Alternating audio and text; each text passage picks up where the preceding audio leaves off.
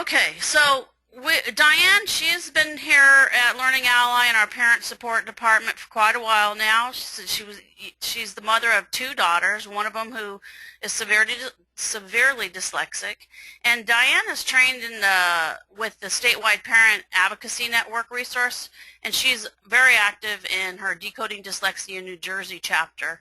She has involved in just, several different things, as you can see listed here, the IDA, the Association of Mother Centers. She brings a wealth of knowledge to us, and she's going to do the presentation today. I'd like to welcome you, Diane. Thank you, Jennifer. Thank you for that wonderful welcome. Well, good afternoon or good morning, everyone, depending upon where in the country you are. Let's start out by defining dyslexia. There are multiple definitions of dyslexia from various organizations and sources that you'll find, but the one that we're going to focus on today is the one that was adopted by the International Dyslexia Association and the National Institute of Child Health and Human Development. It's really important to know that the term dyslexia is not synonymous with specific learning disability, which is a classification under IDEA 2004, nor is it an umbrella term for any sort of reading disability. There are other reading disabilities, and dyslexia doesn't cover them necessarily. Dyslexia is certainly the most common specific learning disability.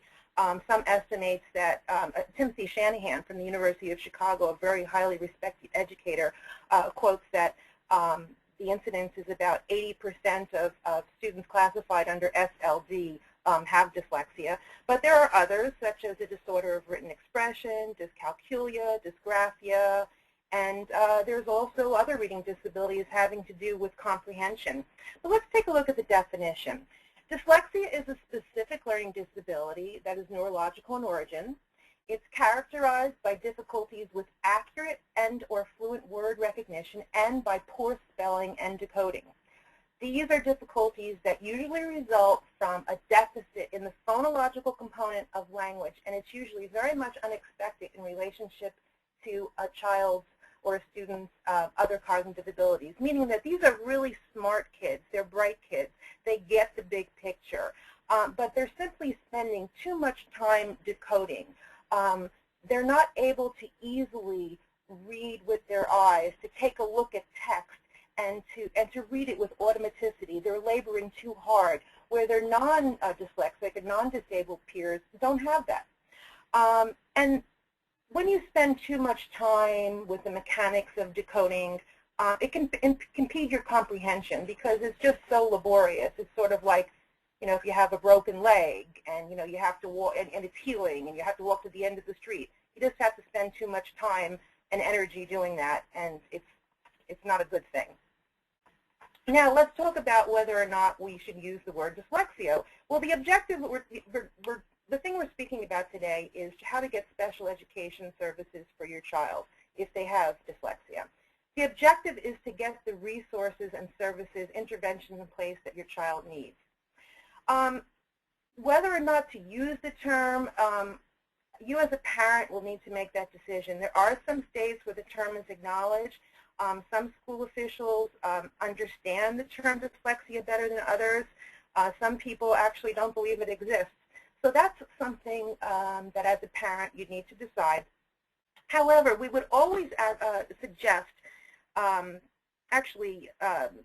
strongly suggest that you use the term dyslexia when explaining to your child his or her learning differences, because you want your child to know that they're not broken or inferior in any way. They're not dumb. Their brains just work in a different way, and in many ways it's superior, not inferior.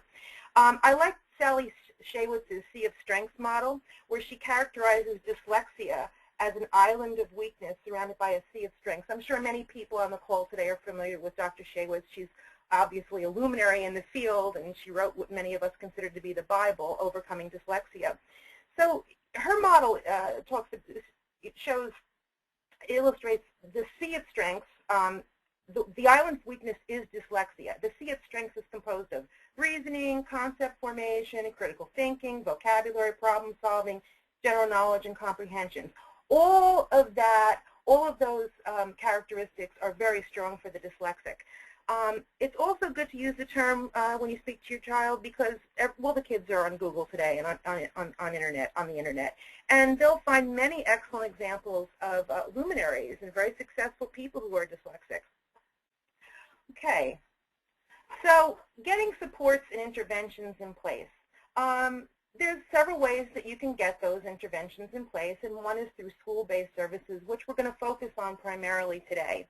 You can get it through general education, through an RTI, or response to intervention model, which is or you can get it through Title I, basic skills services, Section 504 accommodations, and also through special education, where they'd be using scientifically based research and methodology, which we've written into an IEP, and you have to make sure that, we'll talk more in detail about the IEP later on. But another way to get your services is through private tutoring or through homeschooling, but we're not going to talk too much about that today. We're going to focus on how to get supports in place in a school setting. But many, many parents augment their children's education through private services.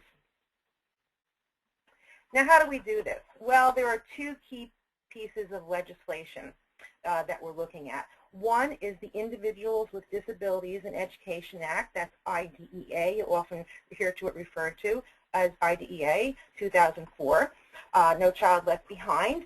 And this is a federal funding statute. It provides a stream of money to support students who have disabilities. It provides for a free, appropriate public education, which is FAPE, in the least restrictive environment, or LRE. Those are two acronyms that you'll see very frequently in special education. When we say FAPE, we say we're talking about free, appropriate public education. We're not talking about the Rolls Royce. So you're not under FAPE. You're not entitled to the absolute best interventions that money can buy for your child. We're talking more like the Chevy. And it covers eligible students who have a disability, one of 13 disabilities that are specified under IDEA, ages 3 to 21, whose disability severely or adversely affects their child's educational performance and the ability to benefit from the general curriculum.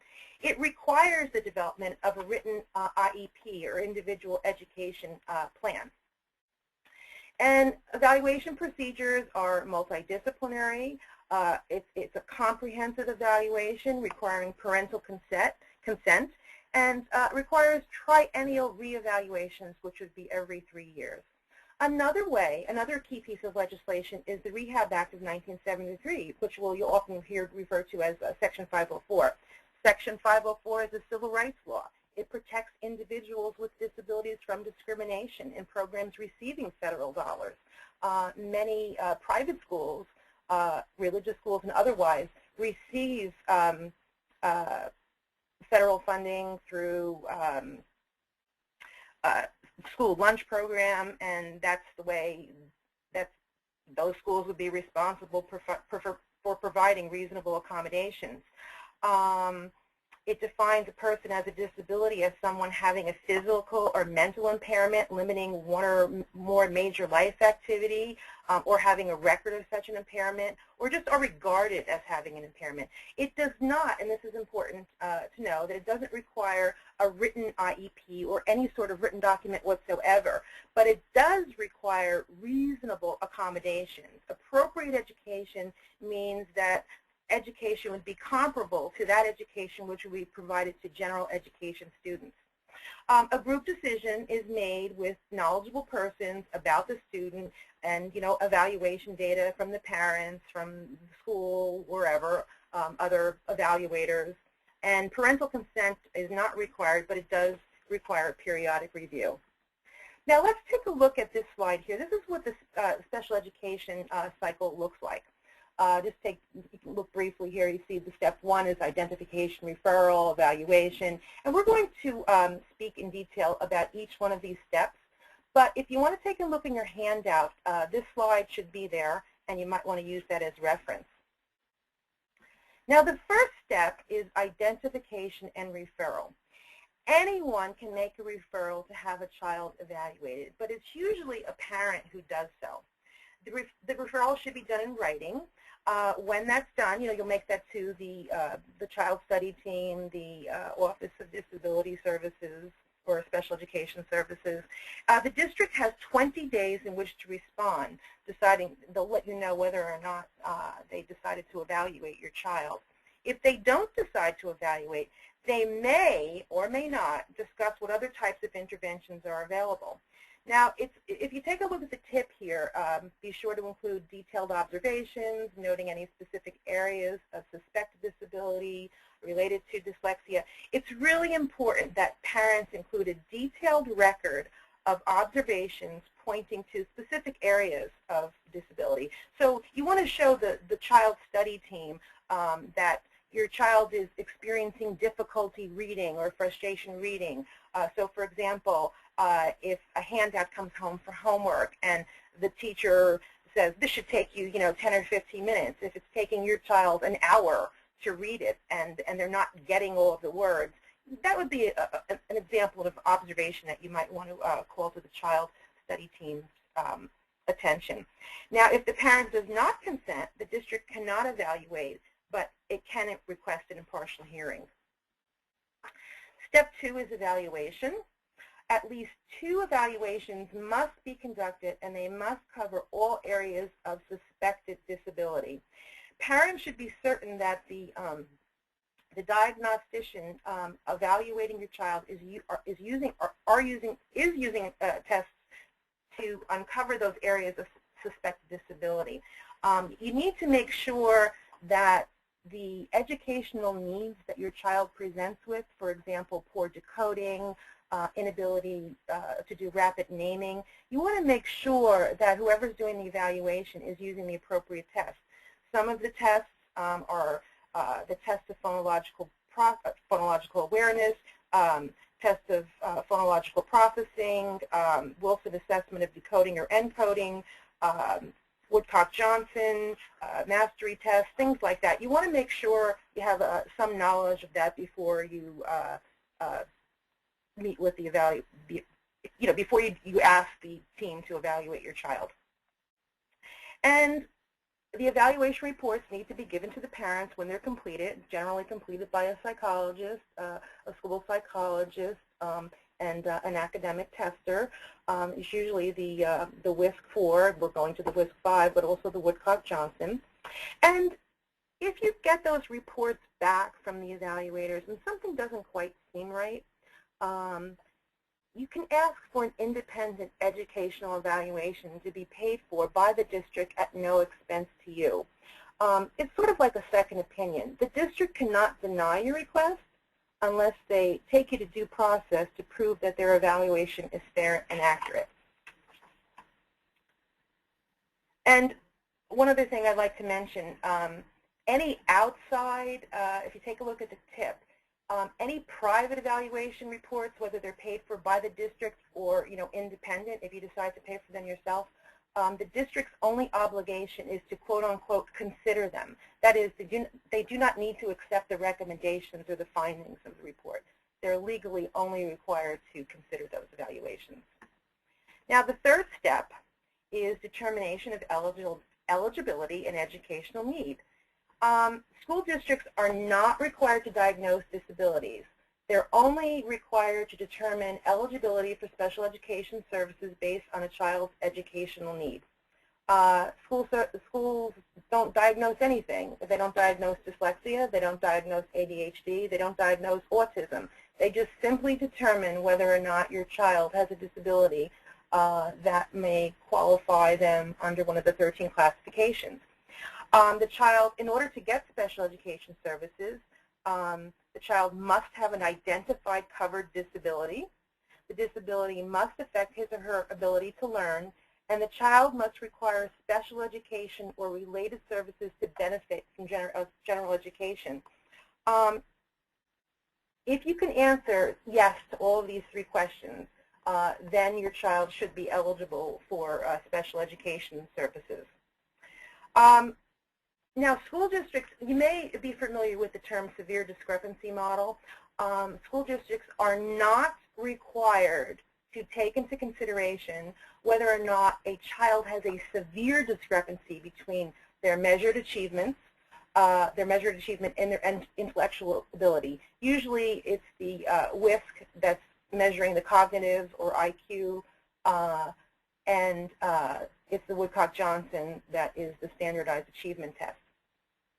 However, although they're not required to, they very, very often do.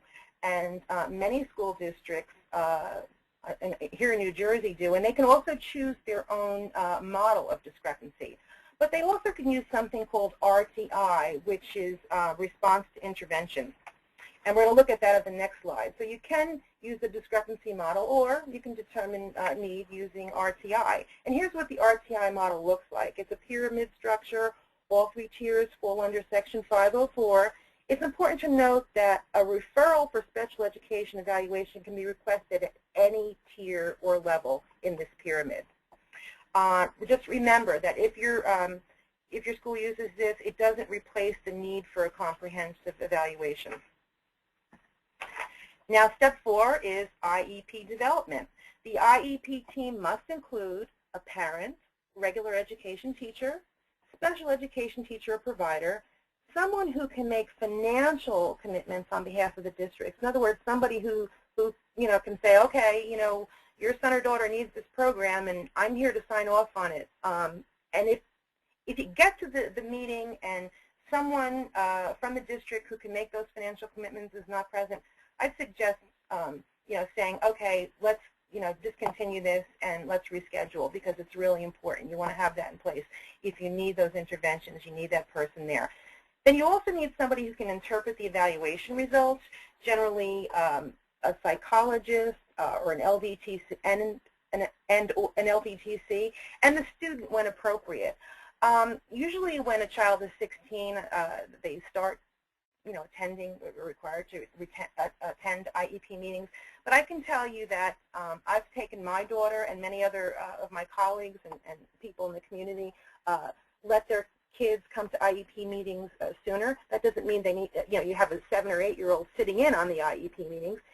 Sometimes it's just a good idea to get them acclimated so that they understand their learning differences and understand what's going on. I had my daughter come at a very young age. She would just come in and say hi, and have a good day, and she just got familiar with the process in that way. Now remember, it's important that as parents we have rights, and those are very important, but we also have responsibilities. And always, always, always be collaborative and present all of the data relating to your child to the team. It's in your child's best interest. The relationships that you form with other team members are very important. They're going to be making decisions about your child, and it's always best to have a good working relationship with them. Sometimes it feels difficult because sometimes it just gets complicated, but always try. Now, there are several components to the IEP that are mandated. One is something called present levels of academic achievement and functional performance, the PLOPs. You might hear it referred to as that.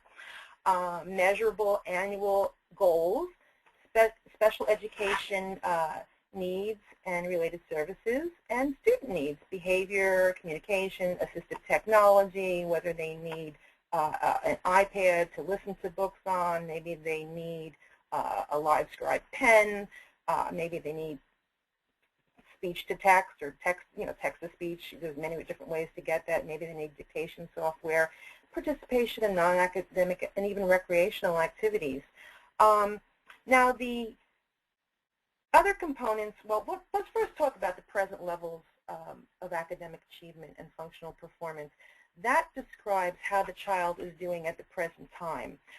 Measurable annual goals should be related to a child's needs.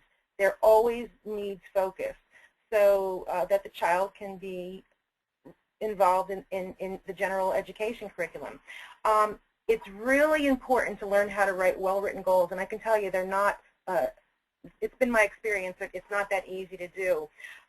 What is a well-written goal? Well, it's a positive statement that describes an observable event based upon the present levels of performance that we just spoke about. and it has an appropriate short-term objective. For example, here's an example of a bad goal, what I would consider a bad goal. John will improve his writing skills by 1 year. That's a bad goal. It's really unclear. It doesn't really give you anything specific, and I don't know how you would measure that. You could rewrite that by saying, well, John will write a cohesive paragraph consisting of at least 3 sentences, including compound and complex sentences that are clearly related, increasing his score from on the writing rubric from 25 over 50 to 35 over 50 or something like that. Special education and related services and other supports are things like, you want to measure progress in the general curriculum, participation in non-academic activities, and always, your child is legally entitled to be in LRE, the least restrictive environment. But that means different things for different kids. For some kids, the least restrictive environment will be general education with pull in or push out.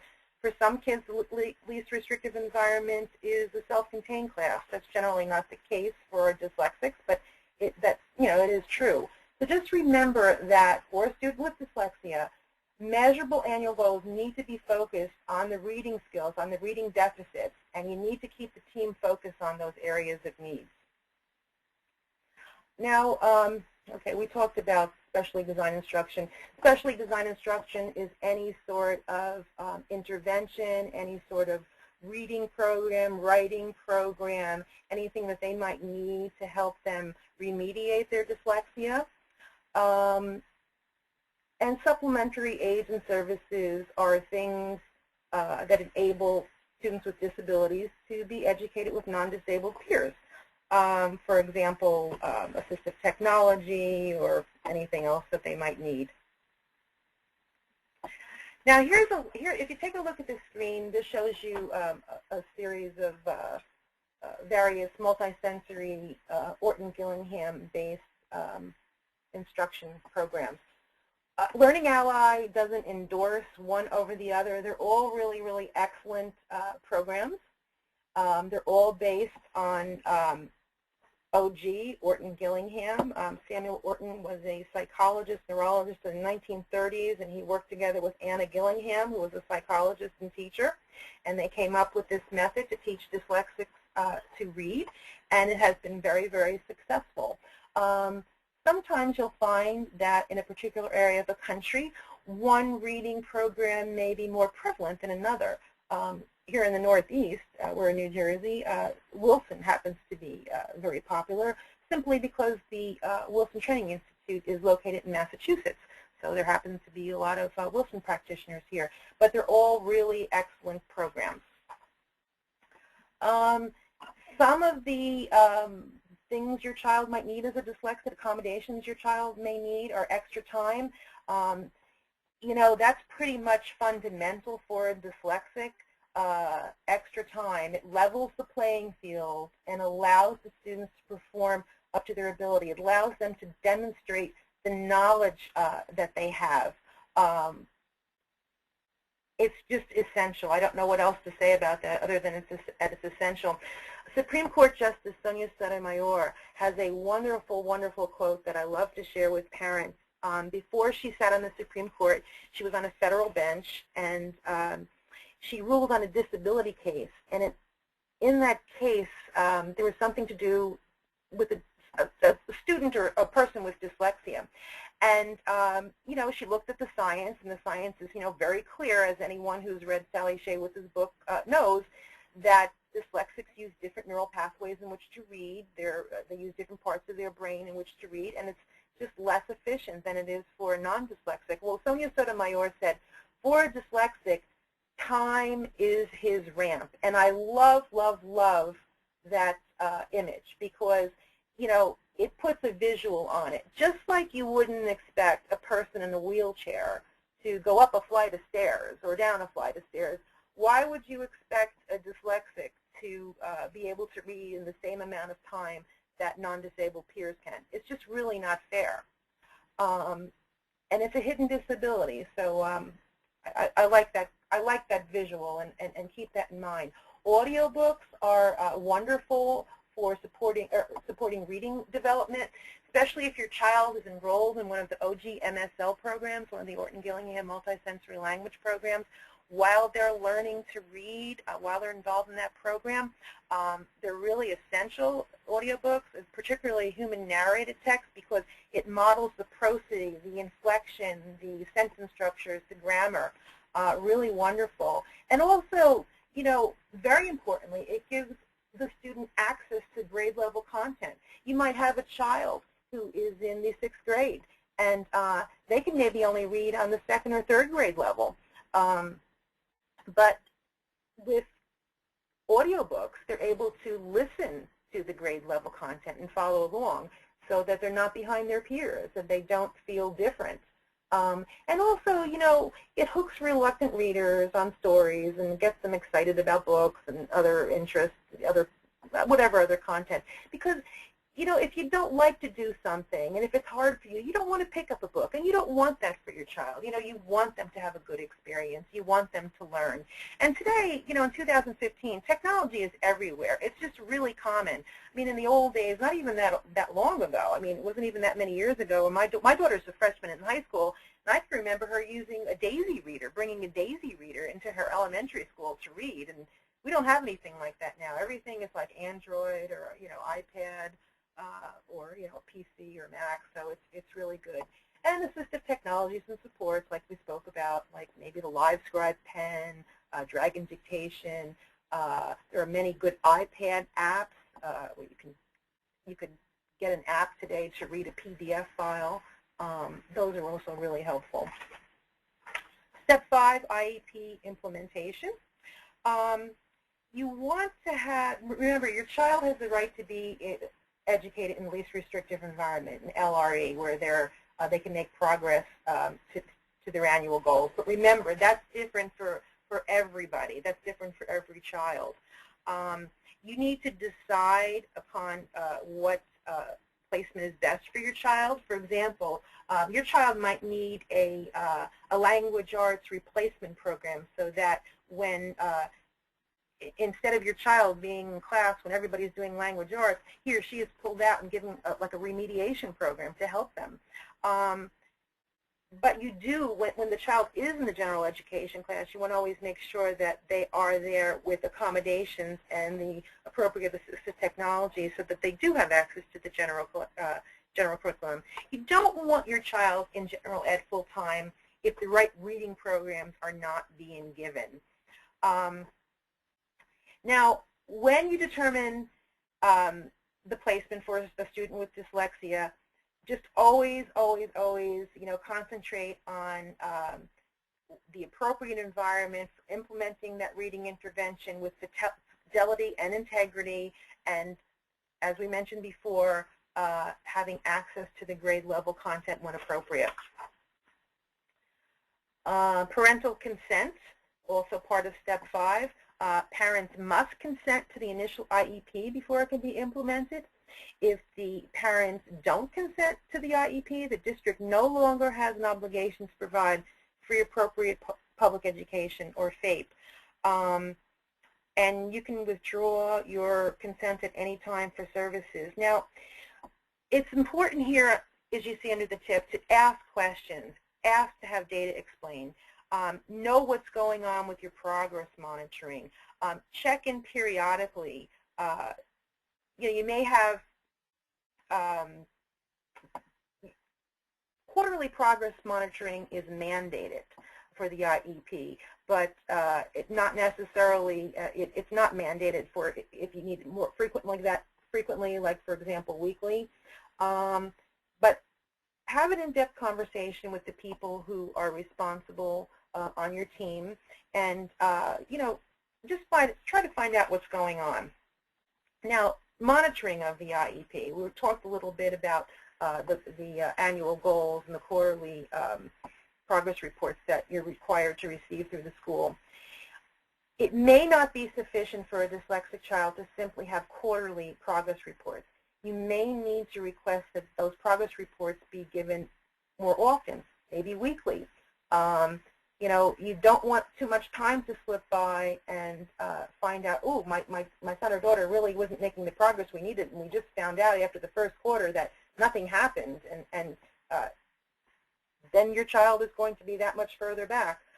If you expect weekly progress, make sure that is written into the IEP. It's very, very important. If you expect bi-monthly progress reports, that has to be written into the IEP. Just the takeaway here is to remember that the only thing mandated are quarterly progress reports. And very, very often, especially, you know, when a child is first being remediated, that's not sufficient. Step 7 is the annual review or reevaluation. The IEP team needs to meet once a year to review the past year and develop an IEP for the upcoming school year. Federal special education law and regulations don't require that a child's parents sign the IEP. Parents are required to give informed consent before the school can provide services in the initial IEP, but not for any subsequent IEPs. Some state regulations include a provision for parents to sign the IEP to indicate consent, but many states don't because the federal law and regulations don't require that. You need to really check with your state to determine what they're doing. It's a really good idea to become familiar with your state's Parent Training Information Center. Every state has one. They're an excellent resource, and you can find out lots of good information. Procedural safeguards. Now, if the parent disagrees with the district, if you don't feel your son or daughter is getting the right intervention, or you don't feel it's frequent enough, or whatever, you're entitled to request mediation, a due process, or an impartial hearing, or a complaint. You know, it's always best to collaborate with this district, but it is important to know that if your child does have an IEP and you've done everything you can, you've come to the end of the rope, that you do have these procedural safeguards. But just keep in mind that listening often leads to problem solving. Sometimes people just need to be heard, and early conflict resolution can help create conversations that'll just improve trust ongoing. Adversarial processes, just be aware that they should really be reserved for situations where you've just exhausted everything else and the financial stakes are too high. Well, on this slide we have our, you know, our learning ally and you, or here, okay, you're the champion. As a parent, you're the champion. If your child gets remediation with the form of the correct reading program and accommodations through assistive technology, extra time, etc., and they've got you have to be that person's champion, your child's champion. Sally Shaywitz always says, a dyslexic child needs a champion in their corner, and that's you and I, the parents. So, you know, basically, keep up your knowledge base, keep current of what's going on, keep current of state regulations, get on listservs, join a local Friends of Different Learners group. We have a Facebook Learning Ally parent chat. You know, surround yourself with supportive people who understand.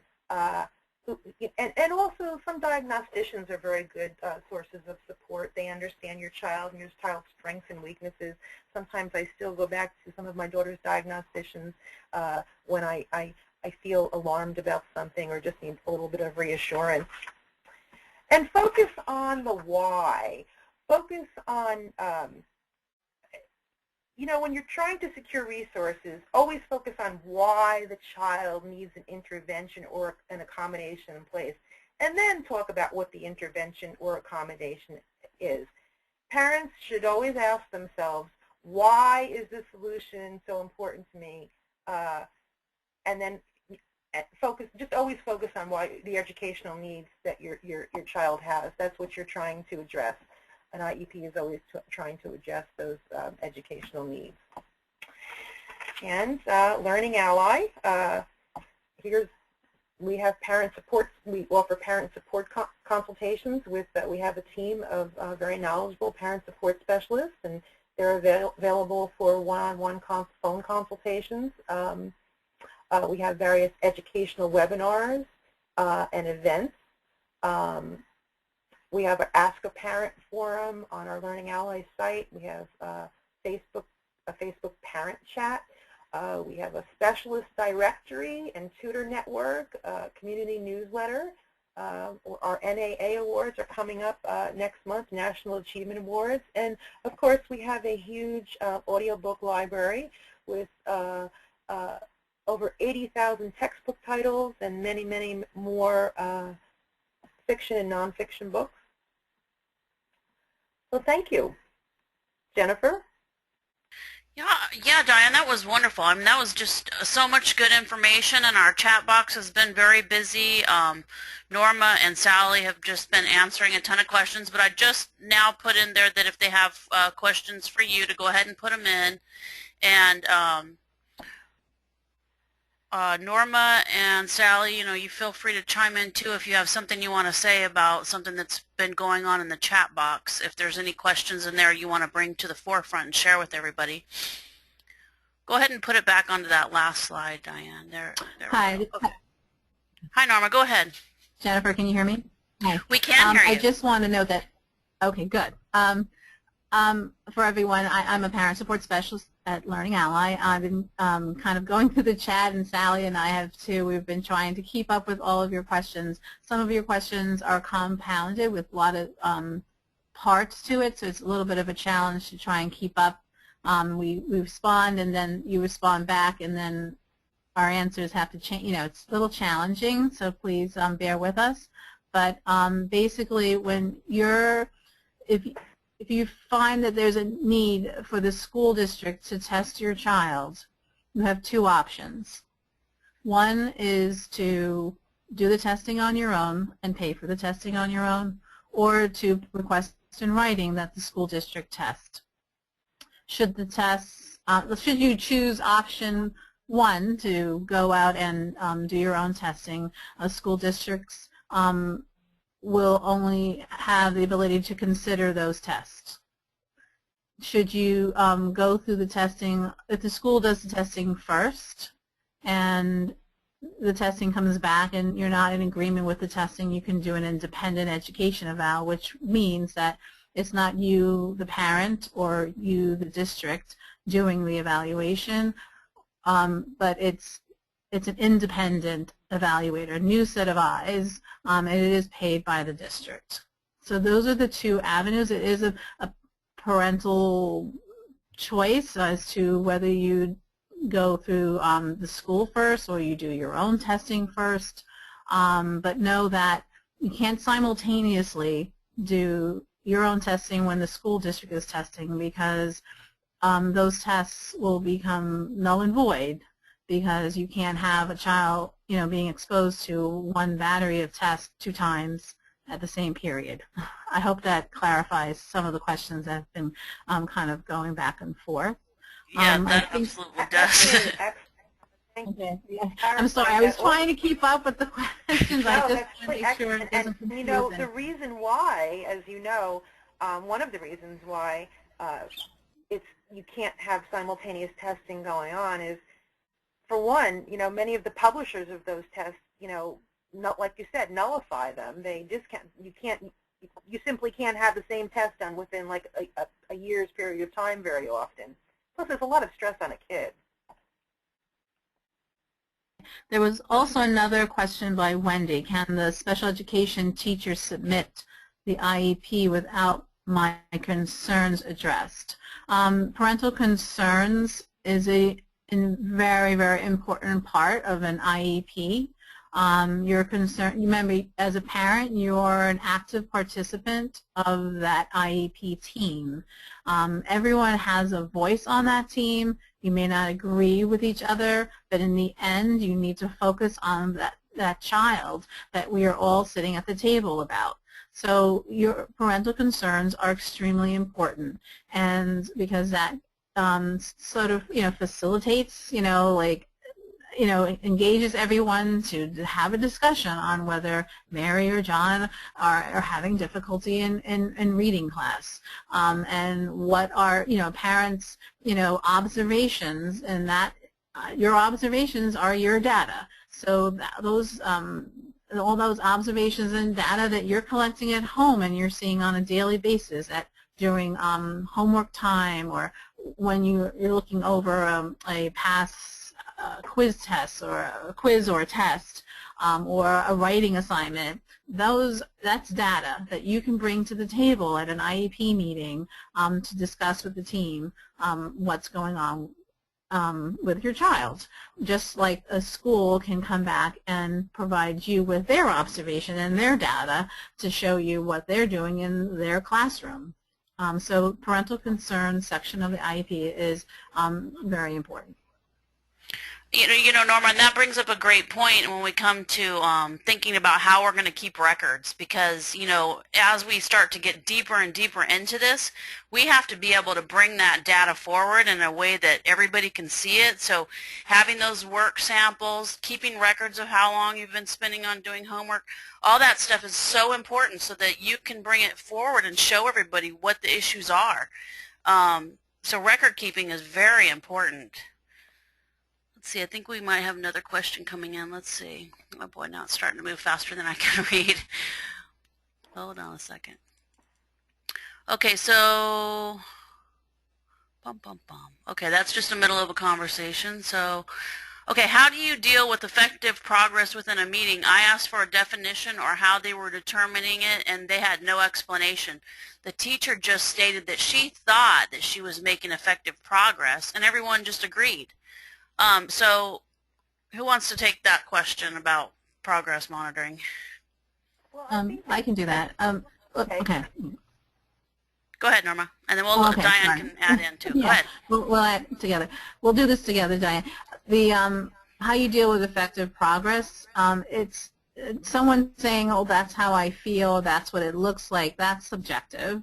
You need hard data. This team has to be collecting data. They have to determine as a team what assessment they're going to use to assess that child's progress throughout the year. We set goals, and we put a lot of effort and time in setting up goals in our IEPs, and those are annual goals. So we start at the beginning with the baseline, and then by the end we know what our goal is supposed to be like, what it should look like, right? And what our progress should look like. So, the most effective way of doing it is putting it in a chart, showing this is the baseline, this is where we're going to work towards, and we're going to see where those points are throughout the year. Like, is it going up? Is it going down? Is it remaining stagnant? What does it look like? What's happening to the progress, or not? Seeing if there's progress or no progress. Diane? No, that's excellent what you said. It's just that, again, the baseline is the plot for, I never pronounced that quite correctly, the present levels of performance. And you've got your annual goals, and, you've got quarterly goals. It's really important to focus on creating and writing measurable objective goals. A really good book is a book called Writing Measurable IEP Goals by Bateman and Herr, B-A-T-E-M-A-N and H-E-R-R. It's really excellent, and make sure that your goals are aligned to your child's educational needs as identified in the reports and through observations. Make sure they're measurable, and don't rely on the quarterly progress. Once you have the good goals in, don't rely on the quarterly progress reports. Make appreciable gains. Intensive intervention may be required, and it may be too late by the time you get to the end of the first quarter or the second quarter. Do it weekly or bi-monthly. And if the child isn't meeting the goals, isn't progressing properly, then you either need to step up the intensity or maybe try another intervention. All right. We have another question in the chat box. It's, can the special ed teacher submit the IEP without my concerns being addressed? We just answered that. Oh, you did? Okay, sorry. Okay. I'm reading away. Okay, I know good. it's going fast. They're going fast. They're going fast. I think we have them all in. We need information on the title again, Diane. Oh, the Let book? me, yeah, I need to type it into the chat box. Oh, the title? Oh, sure. It's Writing Measurable IEP Goals. And, that may not be the exact title name, but it's really close. But I can tell you the authors are Bateman, B-A-T-E-M-A-N,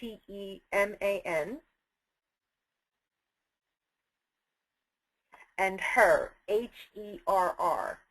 I want to say it's Justine Bateman. I don't have the book in front of me, but it's really excellent. And also the Dyslexia Training Institute has a document on writing goals for dyslexic students.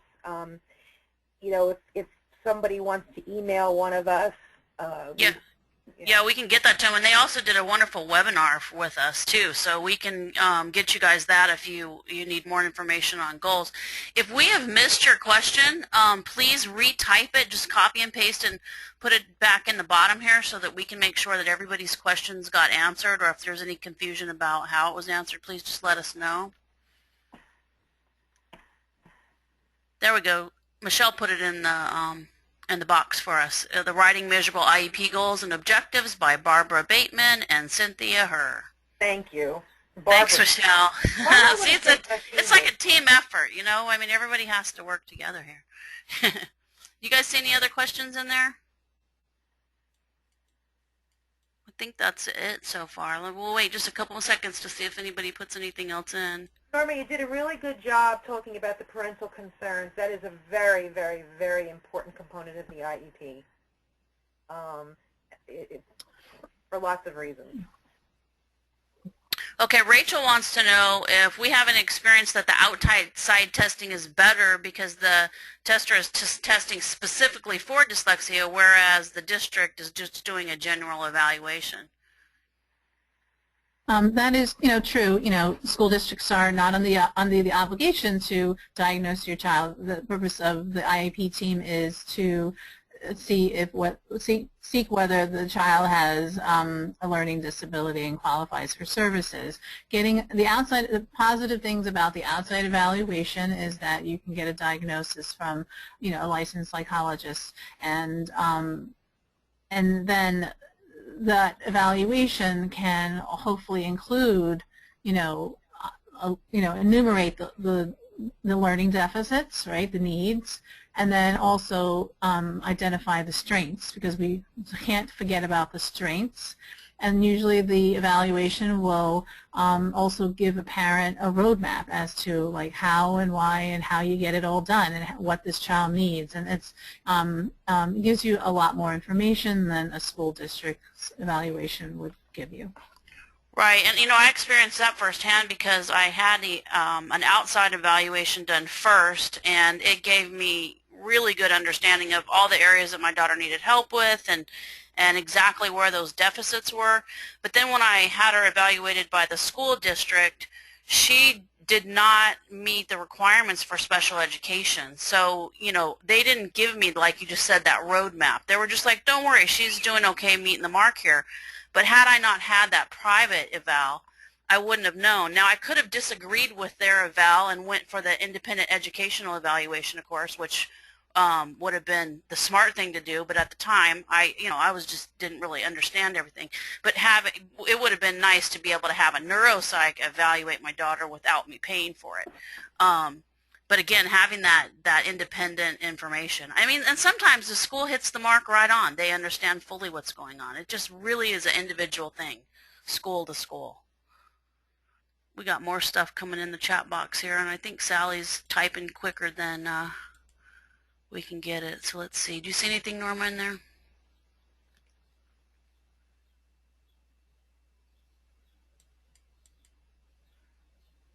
Okay, so I think we have one about state testing. Yeah, is it Carol? Yeah, Carol. So, question regarding the state testing: school is testing on reading comprehension? And when we asked what accommodations they are giving to our child, the response was small group, more time. This can't help a child who can't read or comprehend. what do you do then? We were told to read to her because told we can't read to her because they are testing her reading comprehension. So, go ahead. Go ahead, Diane. I don't know what to say to that. I can tell you that here in New Jersey, we are doing the park now, but when we did the New Jersey Ask, my daughter, who's profoundly dyslexic by anybody's definition, always got accommodations. But when she took the language arts portion, everything could be read to her except the passages. And it was a New Jersey regulation that prohibited the passages from being read because, as you say, they were trying to measure how well she could read. And it was absurd because, you basically could get more accommodations on the SAT, but there was nothing we could do about it. And her grades on the, for language arts were always on the lower side. I don't know what to say to that. I think that's a state-mandated thing. Mm-hmm. I don't know what testing you're doing now. The park actually has more accommodations. She has text-to-speech for that, and as many other kids do. But I don't know, Norma, have you encountered that? Again, it depends on your state. Again, we're in a park state, so there are a lot of accommodations that have been given to all students, and then there are accommodations that need to be requested. But part of what's under all of the accommodations is text-to-speech. But Carol, I need to know what state you're in, and maybe if you give us a call and you can schedule a consult with us, we can sort of peel this a little, just understand a little bit more, because it's hard with this question. The number's on the screen too, so again, it's the 800-635-1403, and that's if you want to request last month's webinar, the Dyslexia Training Institute webinar, or make an appointment for a consultation. You can also log into your Learning Ally account on the website and just click a little button right there. It's really easy to make an appointment now to talk to somebody on the phone about it. And I think we have pretty much wrapped up all the questions today. Diane, you've given us just a wealth of information, and it's just good to really look at all this put together in the format with the slides and everything. Everybody has those in their materials. We'll be emailing those all out. I see one more question that just came in. Is the teacher allowed to read to the student on the STAR math or reading testing? Can they have it read to them there?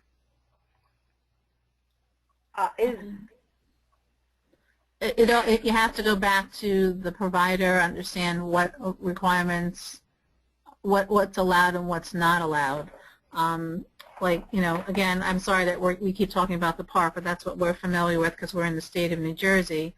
I mean, the park has a manual, and it's entitled The Park's Accessibility Features and Accommodations Manual. So each of these different assessments have to have manuals and a list of what is allowed to be done for through accommodations. So fortunately, I can't answer that. I don't have an answer. Yeah, for the STAR testing, same thing. It's available when you go on the STAR Renaissance website. It talks about the accommodations, and there can be accommodations for extra time. And some of the new tests for the STAR testing, I think that's the lower grades up to 3rd grade. The computer actually can read the questions to the child. So, it's basically because it's testing comprehension at that point and not testing reading skill. So you can contact Renaissance or feel free to contact us and we can get you some more information about that. I think that's it. We've answered everything, I think. Oh boy, okay, wait, there's more coming in. Okay, so I'm trying to get evidence-based reading instruction for my 5th grader. She is reading but doesn't understand what she reads and gets the questions wrong. Teachers say she's making progress, and she is, but we feel that it's not enough. She is in middle school next year and needs to understand what she's really reading. Who wants to take that one? So it says basically we have no reading or writing goals in her IEP. Are we off the mark there? Um, yes, you need reading and writing goals in the IEP. But again, when was the last time? I would take a look at the last evaluation that was done and make sure that you highlight all areas of educational need, but I'm wondering if she may not need a more recent evaluation. You would want to take a look at what you're observing. You know, you collect the data like we spoke about, and also take a look at the evaluation, the areas of need, what the diagnosticians are seeing based upon the various tests that are being used, and then come up with that present level of performance. And like Norma said, have a roadmap as to where she wants to be at the end of the year, and then divide it up into quarters, and then, you know, divide it up into weeks if you need to. If you take a look at the book by Bateman and Her, you'll see some good examples, and also the Dyslexia Training Institute. But yeah, it's really important to have those goals, because without the goals, you're not measuring and you can't assess progress. If adequate progress is not being made towards those goals, it's going to be incumbent upon the school district to provide a different intervention or more intensity of the same. Okay, well that brings us I guess to Carla's question. Oh, let's see. Okay, go ahead. Go ahead. Really quickly, I know we only have a minute left, but she's talking about, you know, she's not having a decoding issue, but she's having a comprehension issue. So the evidence-based, you know, programming that they need to look at is programs that address reading comprehension and fluency. And so that's, again, everything that drives what you're trying to get comes from the evaluation, a really good evaluation, and one that has present levels and understanding where the remaining deficits lie, where are the learning deficits. And so if you're telling us that it's, you know, reading comprehension, then we need to understand what's happening in, what does it look like, what does reading comprehension look like, what does that mean, where is she having difficulty there, and, you know, doing additional testing in that area, and then matching that need with the right evidence-based program that addresses reading comprehension and not decoding. Exactly. Like, okay, she may need something like Linda Mubel seeing stars or something like that. Mm-hmm. Okay. All right. Well, that brings us to the end of today's session. Thank you for joining us. And again, if you guys have questions, feel free to make an appointment, and we're more than happy to talk to you on the phone and dig a little bit deeper into your individual problem, and, you know, try to connect you with resources that can help. Thank you so much again for joining today, and make sure you join us for our next webinar. Keep an eye out on the website for the next dates. Okay, have a great day. Bye-bye. Thanks, you guys.